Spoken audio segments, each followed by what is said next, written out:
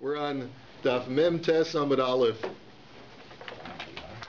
The fourth line, Bisman Shehin Lachem, we had learned that there are certain substances which the Mishnah says are only going to be Mosif Hevel, they're only going to add heat to the system when they're moist, but if they're completely dry, then they don't have the power to create additional heat, and therefore you would be allowed to do hatmana with them before Shabbos.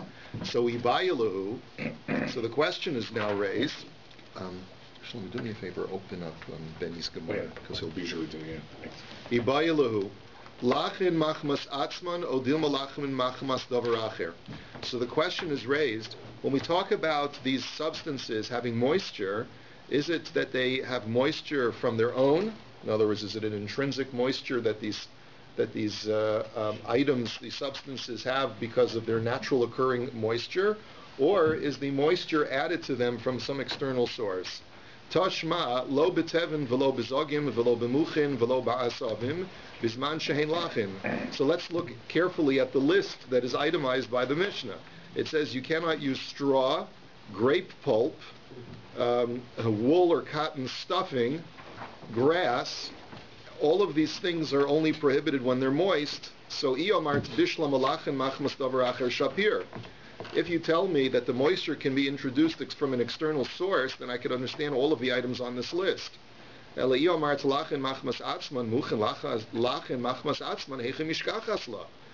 you're going to tell me that there has to be, the moisture has to be naturally occurring from an internal source of the substance, how can wool and cotton be moist? When you harvest wool from an animal, you're harvesting dry wool. So the Gemara answers, Memarta debeini atmi.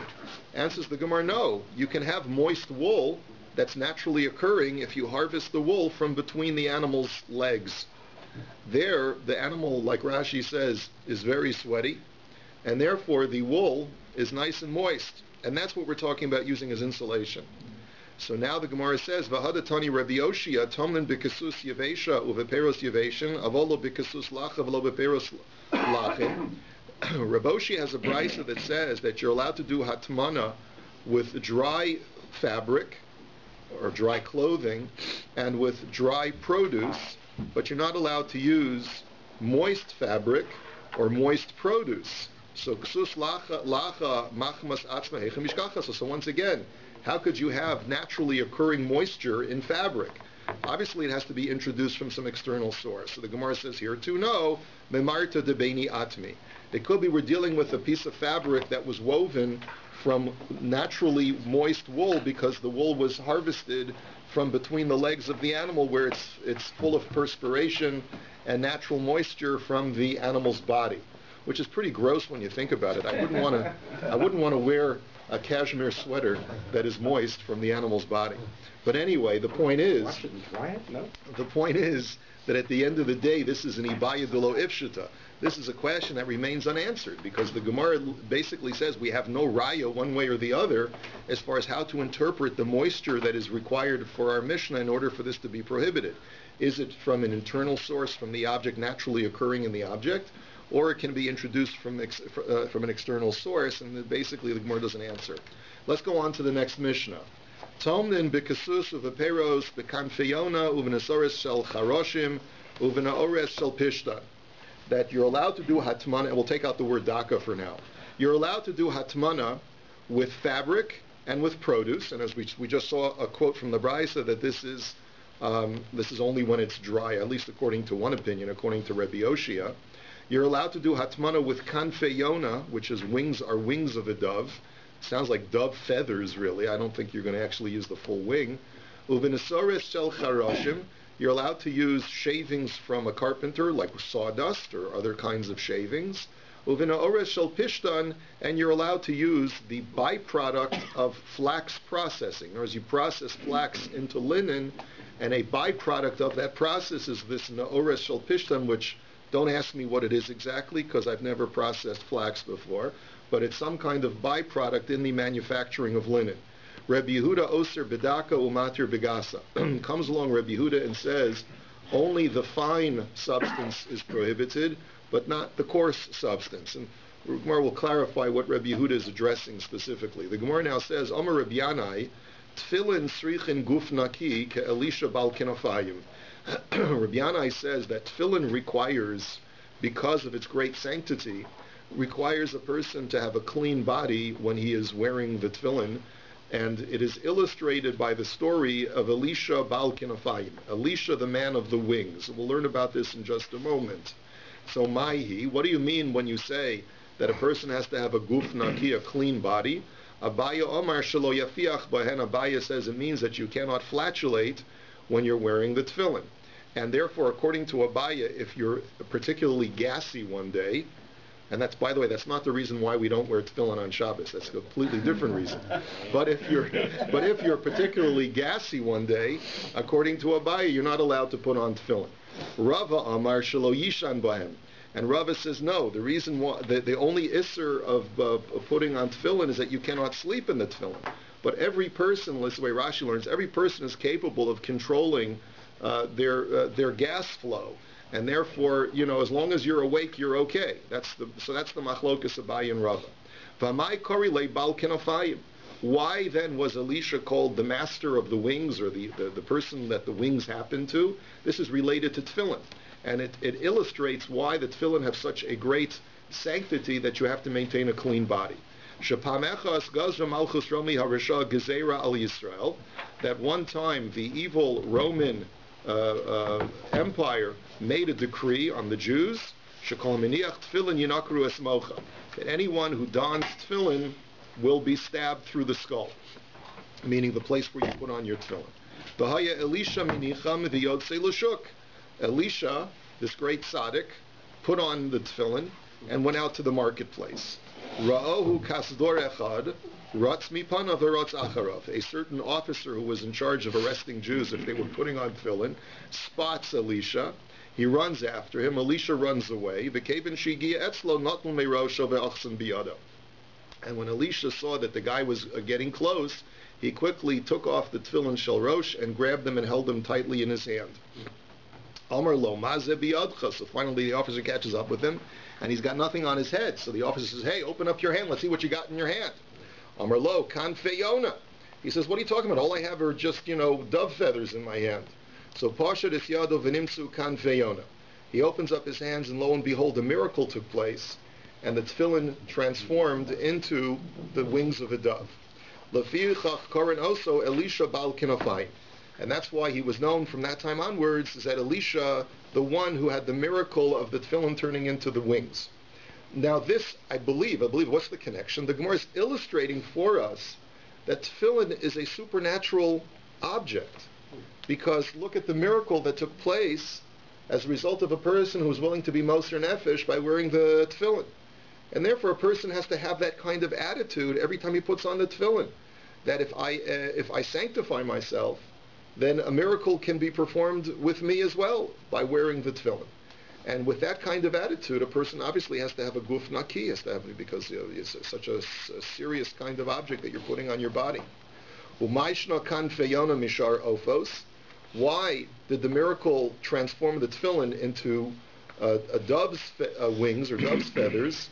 Why dafka that? Why didn't it turn into, who knows, like a crow's feathers or whatever? Or why didn't it turn into a frog? It could have turned into anything. So the Gemara answers, Mishum da'am til knesses Yisrael liyoina, because the Jewish people are compared to a dove. Shenemar kanfeyona nechba b'kesef v'goymer. As it says in Tehillim, that the Jewish people are like the wings of a dove. Mayona kinofeha meginos aleha, af Yisrael mitzvos meginos alehem. Just like the wings of a dove protect it, so too the Jewish people, the mitzvahs protect them. I just want to point out a couple of things that are observed by Tosfos.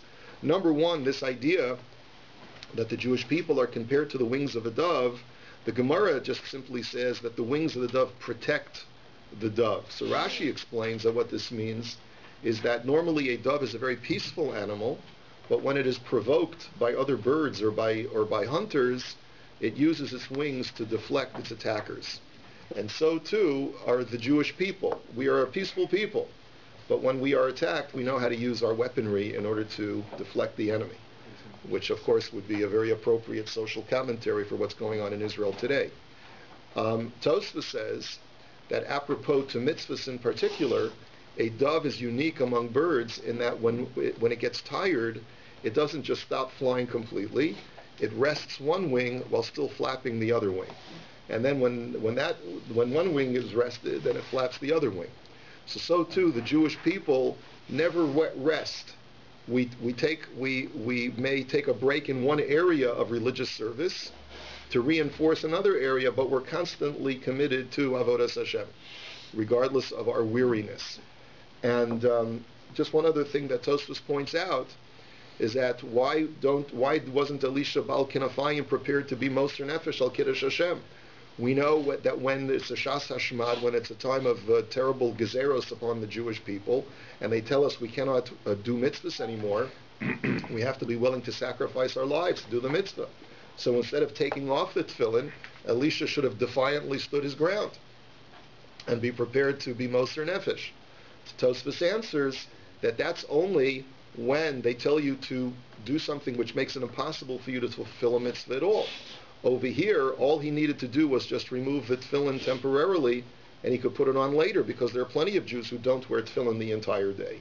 And so therefore the Gzeira was not to completely preclude him from doing the mitzvah of tefillin, but rather was only to not be seen with it, and therefore it was not a type of Gzeira which was completely, which necessitated a person putting his life on the line. Okay. He did put his life on the line. He did, in the sense that he was defiant to the point where he walked out in the shuk, because maybe he wanted to be an example for others. But when push came to shove and he was about to be chapped, he took them off. Rabbi, yes. I wonder if that's when my son in Muncie was getting tefillin for his son. The Sofer told him that if he ties the ritzuas, he should tie on both sides of the bottom. So yes, like wings. Exactly. There is a minhag that when you wrap the tefillin, very good point, Mr. Shield, that when you wrap the tefillin, you're supposed to wrap them in such a way that it looks like wings on either side of the tefillin. Very good. Kanfei Yonah. Although, of course, Kanfei Yonah are white and our ritzuas are black, so there's got to be some kind of drush over there as well. Okay, let's go on. Okay, B'Nesora Shel Charoshin V'chulei. So the Mishnah had said that you're allowed to do hatmana with sawdust and the waste product of flax production. And then Rabbi Yehuda came along and argued, and he said that it only with the coarse kind is okay, but not with the fine kind.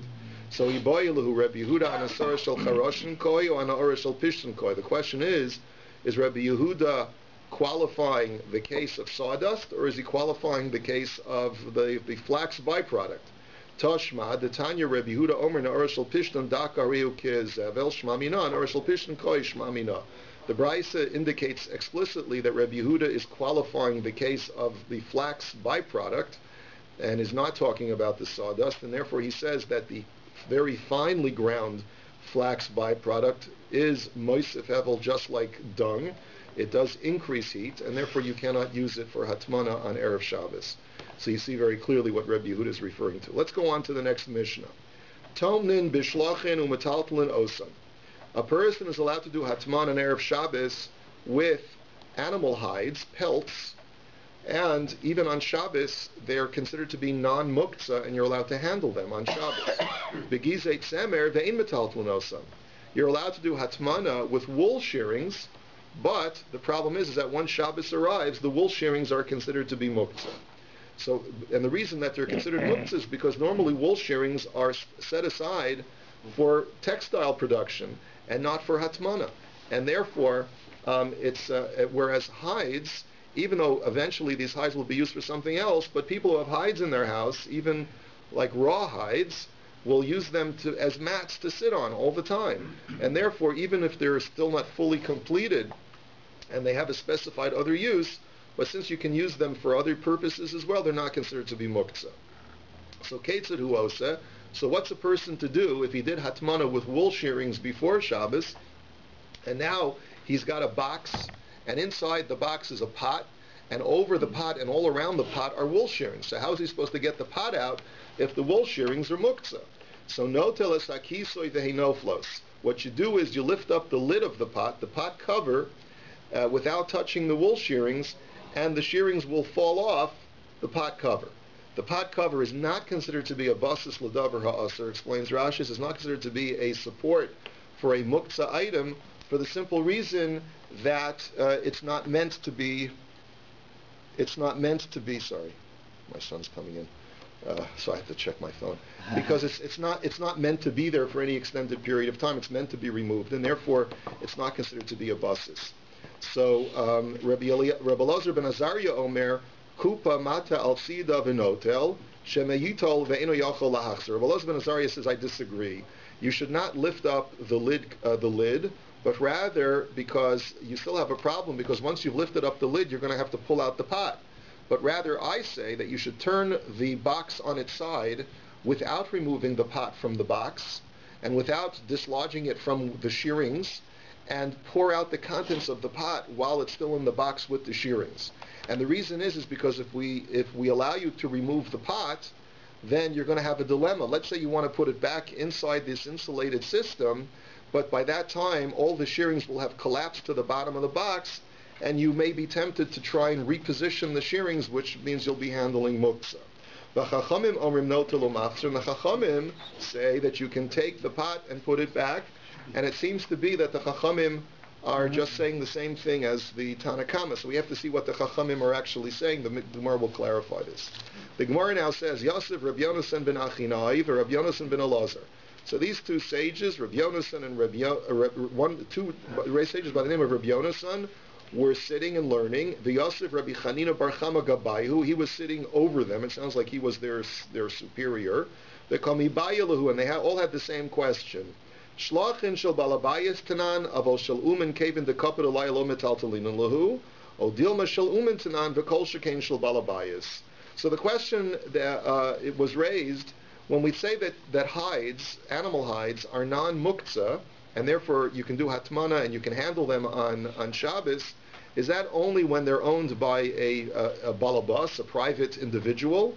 But if they're owned by a tanner, since a tanner is going to be using these hides for mercantile purposes, he's got to sell these in his shop, then they are muktzah because he's not going to want to do hatmana with them for personal use. Or does the Mishnah mean to tell me that both a tanner's hides and a balabayas' hides are both non-muktzah?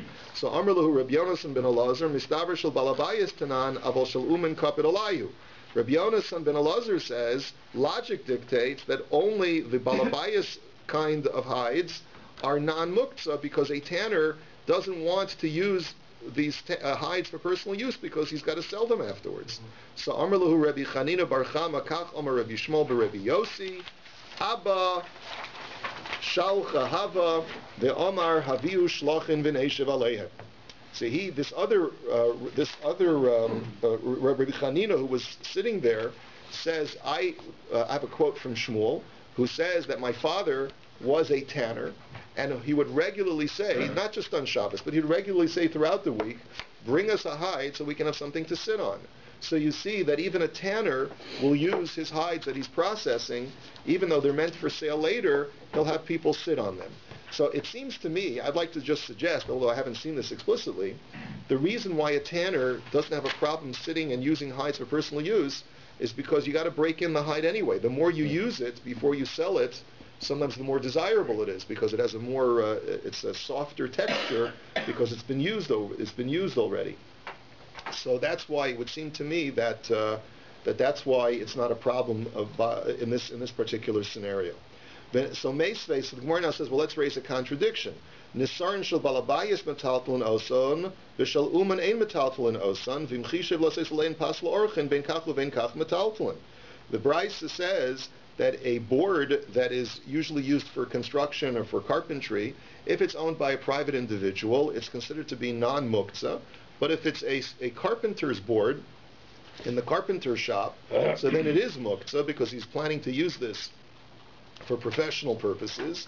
But if he had pre-designated it before Shabbos that he's going to use it as a tray for his guests, then in either case it's considered non-muktzah and it can be moved on Shabbos. So the Gemara's question is, you see that professional materials are muktzah. So how come we're lenient when it comes to the tanner's hides? Shiny Nasarim de Kapit Alai answers the Gemara that a carpenter's wooden boards are things that the carpenter does not want to get damaged or wet or anything or compromised in any way, and therefore he makes sure that not to use them. But with hides, as I suggested, that a hide is something that you don't mind if people use it before you sell it, because the more that it's used, the more that it's worked, the softer the hide becomes. But I imagine you wouldn't want it to get spilled on, because then it might ruin. All right, so maybe that was the Gemara's deliberation. Is it worth the risk or not? And the Gemara's conclusion is yes. People don't mind using it. Isn't that almost a form of avoda though? That now you're using it, you're actually working on it by sitting on it. I guess your kavana can't, if as long as it's not for that purpose, it's okay. Tashma. Oros bein avudin uvein she'ein avudin mutar l'taltalon b'Shabbos. The Brisa now says both processed and unprocessed hides are considered non-muktzah on Shabbos. Lo amru avudin elo le'inyan tumah bilvad. And the only time that our rabbis draw a halachic distinction between processed versus non-processed hides is only vis-a-vis the laws of tumah. That when something is unprocessed, it's not makabel tumah. When it's processed, it is makabel tumah. So my love, lo shna shel balabais, lo shna shel uman. So from this brisa, the implication is there's no distinction being drawn between a manufacturer's hides versus a private balabais' hides. And so we want to prove from this brisa that both the manufacturer's hides and the balabais' hides are the same halacha. They're both non-muktzah. So the Gemara says, lo, you can't prove it from there. Shel balabayas avol shel uman mai ein metaltalin. The Gemara says maybe the brisa is only addressing the hides of a balabayas, but the hides of a professional tanner are considered to be muktzah. So the Gemara says, I hachi hadatani velo amru avudan elo le'inyan tumah bilvad liflog v'lisni b'dida. So the Gemara says, well, if that's the case, then why did the brisa draw a distinction between processed versus unprocessed hides?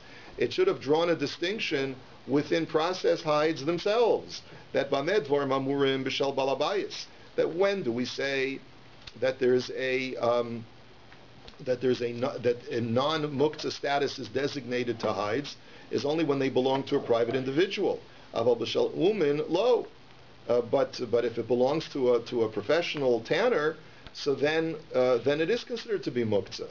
The brisa should have created that distinction before it creates the distinction between processed and non-processed. So the Gemara answers no. The way you interpret the brisa is as follows. Really, kula b'balabayis kamayri. That really the entire brisa is talking about a balabayis' hides. In other words, the brisa chose to only address the halacha of hides that are owned by a balabas, because it wanted to point out to us that when a balabas owns hides, it makes no difference whether those hides are processed or unprocessed. The brisa, that distinction was important for the author of this brisa to make sure that we understand that as far as the laws of muktzah is concerned, there's no distinction between processed versus unprocessed. As far as a tanner's hides, that was bichlal not the subject material of the brisa at all. And like Rashi explains, the author of the brisa wanted to distinguish regarding a balabayas' hides. V'lo ashkach le'aflugi el le'inyan tumah v'ishavki le'balabayas le'aribei v'nakat uman mifsek le'milsei tfei midahashta. And if he would have decided to address the law of an uman, he would have broken up his distinction completely. In other words, it would not have flowed properly for the author of the brisa. He wanted to specifically address the distinction between processed and unprocessed, and didn't want to get bogged down with a side topic of whether it's a balabayas' or an uman's or a tanner's hide. But really, you have no raya, you have no proof from here, because the author of the brisa may have been exclusively discussing a balabayas' hides, so we don't know what he would hold for a tanner's hides. Now, Kitanai, the Gemara now concludes that this is actually a machlokas tanoim as to whether a tanner's hides are muktzah or non-muktzah. Because the brisa says, Oroshul balabayas metaltal and osan v'shal uman ein metaltal and osan, that the hides of a balabayas are non-muktzah, whereas the hides of a tanner are muktzah. And Rabbi Yossi Omer echazeh ve'echazeh metaltal and osan, and Rabbi Yossi says that in both cases they're non-muktzah. So you see clearly it's a machlokas. Hadru yasvi v'kam yibayaluhu. These very same three sages were continuing to sit down and talk and learning, and they had another question. Haditnan avos malachos arbaim chaser echas kineged me. When the rabbis tell us that there are 39 malachos of Shabbos, what does that number 39 correspond to? In other words, where does it come from? So Amar Lahu Rabbi Chanina Bar Chama Keneged Avodos HaMishkan. So Rabbi Chanina said to them, it corresponds to the number of activities that were done in order to manufacture the Mishkan. So Amar Lahu Rabbi Yonasan Rabbi Elazar Kach Omar Rabbi Shimon Rabbi Yossi Ben Lakunya Keneged Malacha Malachta Umalecha Shebetorah Arboim Chaser Echas. This is another opinion. The other opinion is that if you count the number of times the Torah uses the word Malacha, you will find a total of 39, and that's where we get the number 39 as far as 39 Malachas. So Boy Rav Yosef Vayavo Habaisa Lasos Malachto Miminyanahu Olo. This is Rav Yosef asked the following question. There's the word Malacha that appears in Parshas Vayeshev, which we're just going to read in a few weeks. It says over there that Yosef came home to do his Malacha. This is the story about the wife of Potiphar, if you recall. He's out one day, and he comes into the house to do his Malacha, and he gets accosted by the wife of Potiphar. So the question is that one of the 39 or not? So the Gemara says, Amar le Abaya v'leisi Sefer Torah v'limni. So Abaya says, I don't understand what your question is. Just take a Sefer Torah and count the words. If you already have 39 without that word malacha, so then you know that's not part of the cheshbon. And if not, not. So Milo Amar Rabba Bar Chana Amar Rabbi Yechanan Lo Zazu Mishamat Sheviu Sefer Torah Uminaum. We have other instances where the rabbis wanted to verify a certain word or a certain appearance of a word or a certain number of words, and they said, well, let's bring a Sefer Torah and verify for ourselves. So why can't Rav Yosef doesn't have the wherewithal to count the words in a Sefer Torah himself? What kind of question are you asking? So Amar Leiki Kamasafkali Mishum Dichsiv Hamalacha Haisadayim Miminyanahu, right? V'hakamanda Amar Lasos Tzarachav Nechnas, Odilma Vayavo Habayisa Lasos Malachto Miminyanahu, V'hai V'hamalacha Haisadayim, that Hachi Kamar Deshalim Le Avidita. So the Gemara's question is as follows. What Rav Yosef was really asking is, look, I know that without the word malacha in the story of Yosef, you have a total of 39 already. But there's one of those 39 which says, V'hamalacha ha'isa dayam v'hoser, that the work was sufficient plus extra. Now, what that means in the context of Meleches HaMishkan is that the donations that were made to the construction of the Mishkan, all of the raw materials that were donated, there was a surplus. There was more than what they needed in order to construct the Mishkan. So there's two ways of interpreting the word malacha. One is that it refers to actual work activity, work product, and the other one is that it refers to the donations of raw materials that were made. If it refers to the raw materials, then the word malacha should not be counted as one of the 39 because it's not a work activity, but it's just a donation that's made to the Mishkan. And therefore you should use the word malacha in the context of the Yosef story to talk about Yosef was going home to do his work of his house, and that would be one of the 39. The other alternative is that the word malacha in the context of ha-malacha ha-yisadayam is that the work product that the Jews produced there was a surplus of work product, in which case the word malacha that is used in the context of the Yosef story is not referring to actual work, but it is rather as Chazal say, which is the Gemara, what more alluding to is that when the Torah says that Vayavo Habayisa La'asos Malachto, that Yosef came home to do his work, it means that he was planning to consummate his desire with the wife of Potiphar. It's speaking euphemistically the word malacha. And in that case, the word malacha with Yosef would not count as one of the 39. And there the Gemara says, therefore, we're not really sure which malacha is the 39th to make that list of 39. It's either the one with Yosef or it's the one of Malacha Yisadayim, but it's one of the two.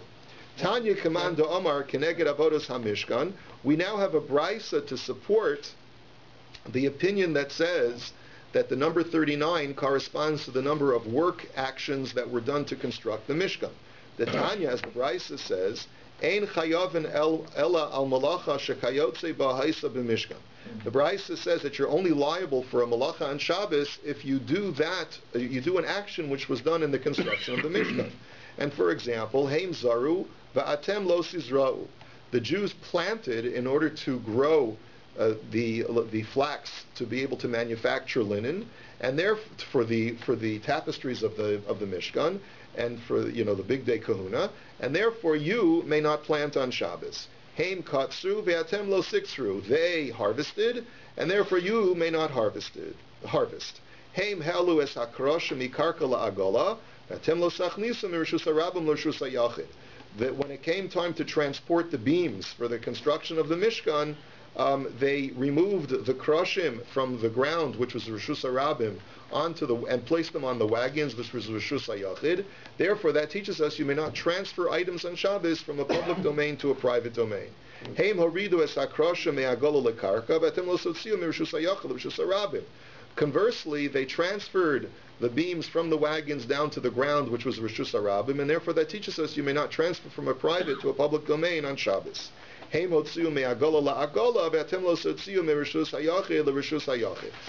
finally, they transferred from one wagon to another wagon, and therefore that teaches us you may not transfer from a private domain to a private domain. So the Gemara now asks the question, transferring from one private domain to another private domain, what is the possible prohibition? We've learned, as we learned before in the first parak, transferring from one private domain to another private domain is at the most an Isser Derabanan. We learned that it's an Isser Derabanan based on the fact that a person, if we allow him to transfer from one private domain to another private domain, he may come to transfer from a public to a private. So, but it's certainly not an Isser D'Oraisa. So what does the Brisa mean when it says that on Shabbos it's a malacha to transfer from private to private? So Abaye v'Rava, the Amri Teravayo, v'Yitem Ravada Bar Ahava, Mirishus Hayachid, the Rishus Hayachid, Derech Rishus Harabim. What the Brisa is referring to is transferring from one private domain to another private domain via a public domain, which involves two transferences, and that's what is objectionable. That's what's usher on Shabbos as a malacha. Yes, hi. Yeah. What's the havamina of Reb Shimon, the son of Reb Yossi ben Lekonya? And if we listen to him, then the reason that we have 39, because there's 39, let's say there really was 39 places where they mention work, but it has nothing to do with the Mishkan, so our whole concept of Shabbos would be meaningless. Why? Because the reason that we have things that we have malachas that aren't allowed on Shabbos is because they're similar to the things that were done in the Mishkan. But he's saying anytime it says work in the whole Torah, that's why you have. Right. Let me just rephrase your question a little bit, because your question is a valid one. If you learn like Rabbi Yossi, one second. If you learn like Rabbi Shimon bar Rabbi Yossi ben Lekonya, where do we know that the 39 malachos are those specific ones that are enumerated in the Mishnah in the 7th parak? How do we know that it's those specific ones if they don't correspond to any historical work activity? Right? That's really what you're asking. The answer, I believe, it's a very valid question. I would conjecture that the answer is that it's purely halacha l'Moshe Misinai.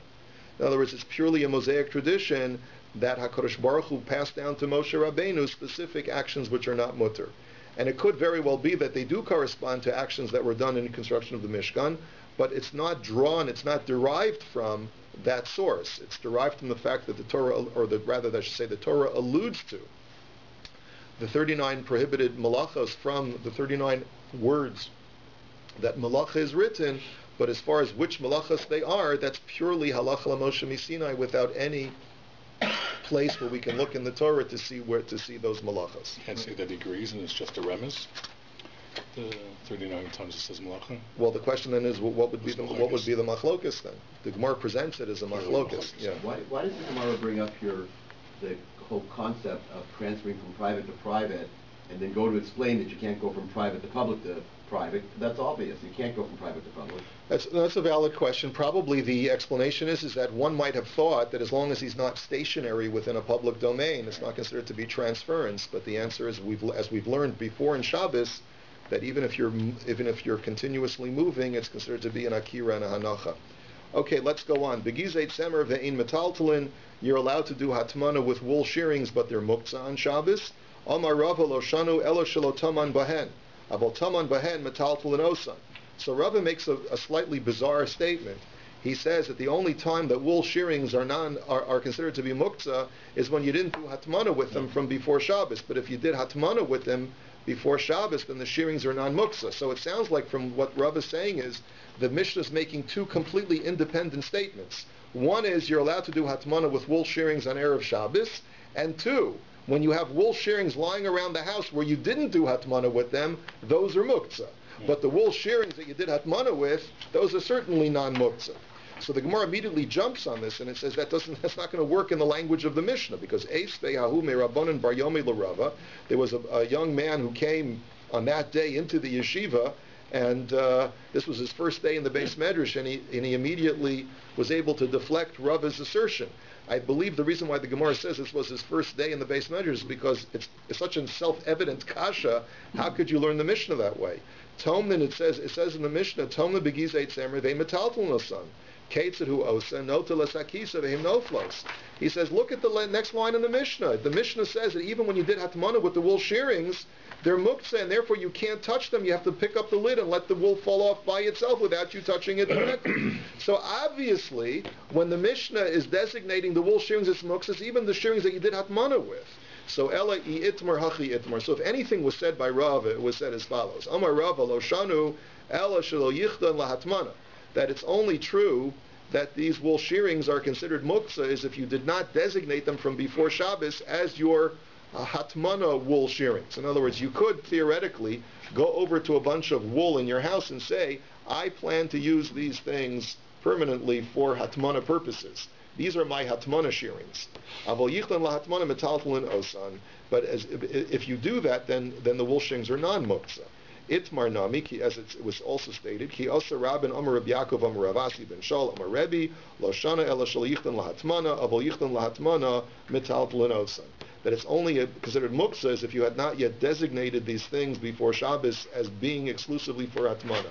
But if you designate them exclusively for hatmana purposes, then even on Shabbos you're allowed to handle them directly. They're non-muktzah. Have a wonderful day.